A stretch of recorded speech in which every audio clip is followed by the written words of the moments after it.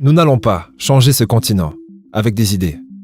Nous allons changer ce continent avec des idées mises en pratique.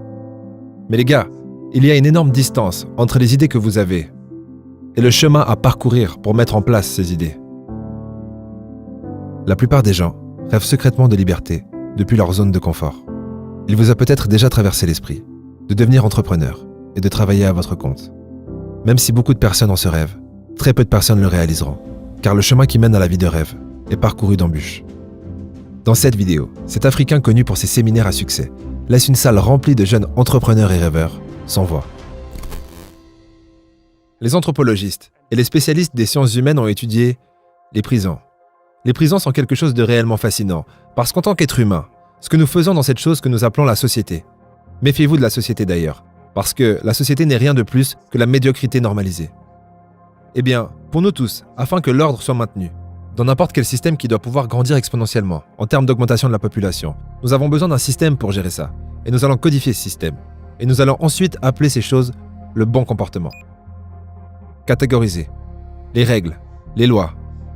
Si vous les transgressez, nous vous punirons. Nous devons le faire, car sinon ça sera le désordre. C'est comme si personne ne vous dit « Assieds-toi du côté gauche de la voiture et conduis sur le côté droit de la route ». Vous allez vous asseoir où vous voulez et vous allez conduire comme vous le voulez. Et nous ne pouvons pas créer une société comme ça. Donc ce que la société fait, c'est qu'elle écrit ses règles, elle les codifie, en créant une moyenne pour la moyenne des gens. L'être humain moyen devrait être comme ça. C'est pour ça que votre mère vous dit « Va à l'école, obtiens une bonne éducation, trouve un travail, trouve un mari, fais 2,5 enfants, vis dans une belle maison ». C'est la raison pour laquelle elle vous dit ça, car votre mère vient d'une société avec un système de médiocrité normalisée. Et ensuite vous arrivez et dites « Non, peut-être pas. Peut-être que je n'ai pas envie de finir mes études, ou peut-être que je le veux, mais je ne veux pas trouver un travail. Je veux bien passer les 5 prochaines années sans savoir d'où viendra mon prochain repas, parce que j'ai un rêve. » À la minute à laquelle vous vous libérez des règles de la société, il vous arrivera exactement ce qu'il vous arriverait en prison. Écoutez bien ça. Donc vous transgressez la loi, il vous envoie en prison. Pourquoi ? Parce que si nous pouvons vous retirer des limites de la société, nous vous punissons. Les êtres humains, par leur nature profonde, ont besoin d'interaction. Ceci est une partie vitale d'être un être humain. Quand vous êtes en prison et que vous transgressez les lois, qu'est-ce qu'ils vous font ? Ils vous mettent en isolement. Donc juste pour être clair, pour les plus solides, les plus fortes et mauvaises personnes de la société, la seule et la plus puissante forme de punition, c'est la séparation.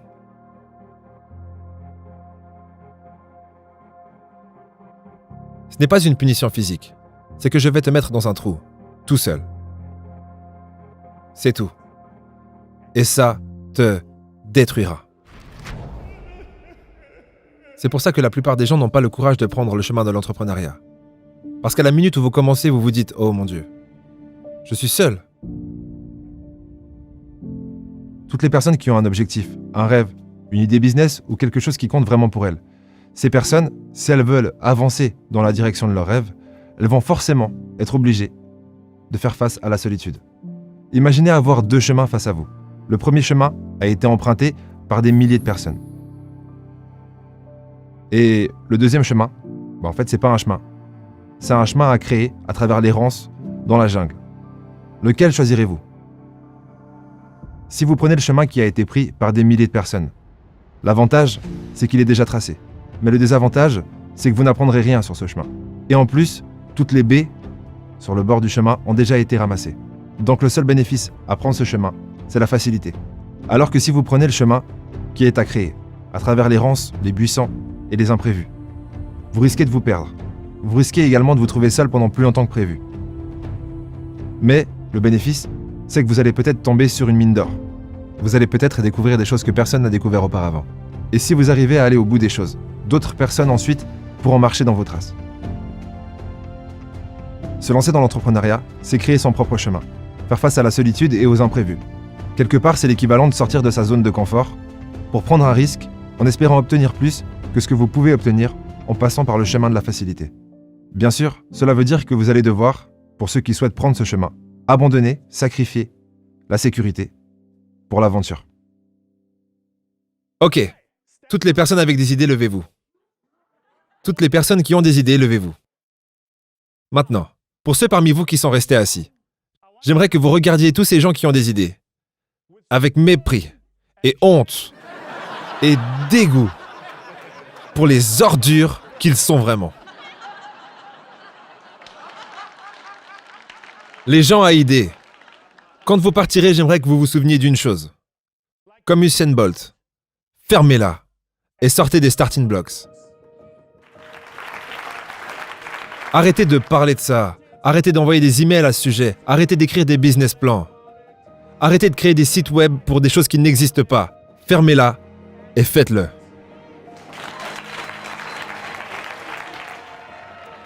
Attendez, restez debout, restez debout. Restez debout. Je ne vous ai pas encore dit de vous asseoir. Pour toutes les personnes à aider, j'aimerais que vous trouviez la personne à côté de vous. La personne à votre gauche. Et si la personne à votre gauche est aussi une personne à aider, alors regardez une autre personne sur la gauche. J'aimerais que vous attrapiez cette personne par l'épaule. Serrez. Et une fois que vous l'avez attrapée, j'aimerais que vous la regardiez dans les yeux. Regardez-la profondément dans les yeux. Plus profond. Et voilà ce que j'aimerais que vous disiez. J'aimerais que vous regardiez profondément dans leurs yeux. Et ensuite, avec une voix très calme et mesurée. Avec une tonalité très sophistiquée. J'aimerais que vous disiez ça. Je promets.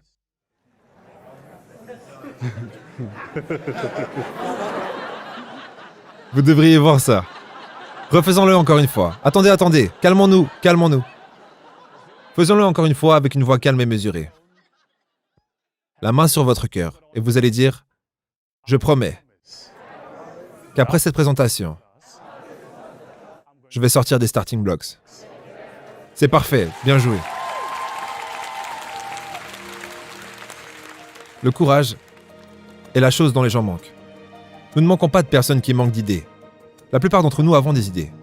Mais c'est la force de caractère et le courage intérieur de persister sur les idées que vous avez. Presque tout le monde a une idée comme ça qui garde depuis plusieurs mois, voire plusieurs années en tête, en se disant « cette idée c'est un truc de fou, quand j'aurai un peu plus de temps, je vais la mettre en place et je vais exploser ». Il y a beaucoup de gens qui font cette erreur. Mais comment savoir si votre idée est une bonne idée ? Imaginez, vous avez une idée et vous avez créé un MVP, un produit minimum viable, et vous allez chercher des fonds pour lancer votre idée. D'ailleurs, ce que je ne vous recommande pas dans la majorité des cas. Je trouve que c'est beaucoup plus intéressant de trouver un moyen ingénieux de lancer votre idée sans avoir à compter sur des investisseurs extérieurs. Mais peu importe. Comment savoir si votre idée est une bonne idée ? C'est très simple. Parce qu'une bonne idée, pour moi, n'est pas forcément une bonne idée pour vous. Une bonne idée, c'est une idée pour laquelle vous avez un avantage injuste sur la compétition. Si vous allez voir des investisseurs, ils vont vous demander « Ok, cool, l'idée, potentiellement, il y a l'air d'avoir un marché pour cette idée. Mais, vous, toi, quel est ton avantage injuste sur la concurrence pour mettre en exécution cette idée ?» S'il n'y a pas de réponse à cette question, c'est que ce n'est pas une bonne idée pour vous. Et du coup, comment développer un avantage injuste sur la concurrence ? Par vos connaissances, vos compétences, votre expérience et vos finances. Le pire des avantages, ça serait de n'avoir que des finances. Parce que forcément, vous allez les perdre si vous n'avez pas les connaissances, les compétences et de l'expérience. Comment développer des connaissances, des compétences et de l'expérience ? C'est très simple. En commençant à faire quelque chose. Et ce que vous allez découvrir, c'est que le chemin qui mène au succès, ça sera vos échecs qui vous apporteront les connaissances, les compétences et l'expérience. Donc pour ceux parmi vous qui ont des idées, alors que vous commencez, ceux d'entre vous qui avancent, sachez que dans les premiers 999 jours, c'est vraiment très difficile. La raison est simple, c'est parce qu'il n'y a rien encore, tout est à construire. Vous voyez ce bâtiment dans lequel nous sommes, j'adore l'architecture et j'adore les bâtiments. Ce bâtiment dans lequel nous nous trouvons est incroyable, n'est-ce pas ? Parce qu'on est tous dedans et aucun d'entre nous a le moindre doute sur le fait qu'il nous maintiendra en sécurité. Aucun d'entre nous ici s'est demandé si cette chose en dessus de nous pouvait s'effondrer sur notre tête. La raison c'est parce que la fondation de ce bâtiment a été parfaitement gérée. Donc la partie la plus importante du bâtiment, c'est la partie du bâtiment que nous ne voyons pas. Et donc pour chacun d'entre nous, entrepreneurs, cette fondation est cruciale. Et cette fondation commence par vous et commence ici. Vous ne pouvez pas la construire, à part si vous vous construisez vous-même. Donc un business, c'est quelque chose que vous créez pour le monde. C'est une manifestation de vous-même, vos idées, votre créativité, vos pensées. Mais si vous n'allez pas bien, ça ne fonctionnera jamais. La plupart d'entre nous sommes brisés à l'intérieur. Et nous ne réparons pas la chose qui est brisée. On la camoufle. C'est comme si j'ai grandi avec un manque J'ai souffert.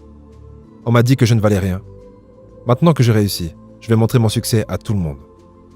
Parce que s'il m'affirme que je suis quelqu'un, alors ça doit être vrai. Et avant que vous atteigniez cet état où vous réalisez que leurs affirmations ne sont pas nécessaires, qu'en réalité vous êtes totalement libre. Donc pour ceux qui veulent avoir un business, si ce sont les affirmations extérieures que vous cherchez, vous allez échouer.